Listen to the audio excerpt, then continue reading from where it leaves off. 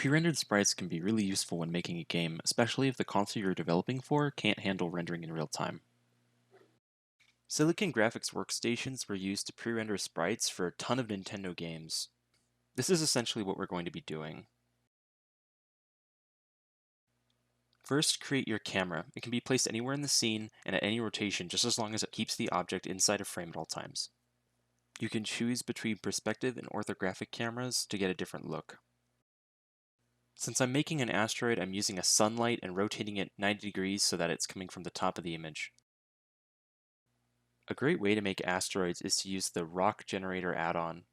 If you don't have it installed already, it can be added in Edit, Preferences, and then the Add-ons tab. You can define a custom seed so you can find an asteroid that you enjoy.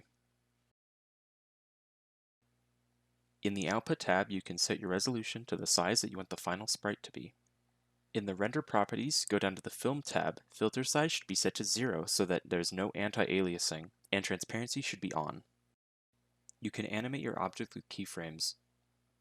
You can set your scene frames at the bottom right, just make sure there aren't any duplicate frames at the beginning and end. You can now render and make sure that your lighting is correct. It isn't 1 bit yet though, and there isn't an outline. So we're going to look at the Compositor next. This is a zoomed in view of the Compositor tab. You can make this in your own Blender file or download a Blender file in the description with an asteroid already made. Here is what the final image will look like. The thickness of the outline is defined by the distance variable in the dilate/erode node. You can change the color of the outline by clicking the RGB variable in the invert node. You can slide this color ramp to change the threshold at which it switches from white to black. If you want to do post-processing in another program, then switch to the other color ramp node. This way it'll be grayscale, but you can still use the outline. After rendering, this is what the final output looks like. This animation only took about 30 seconds to render. Here is what it looks like in my work in progress game.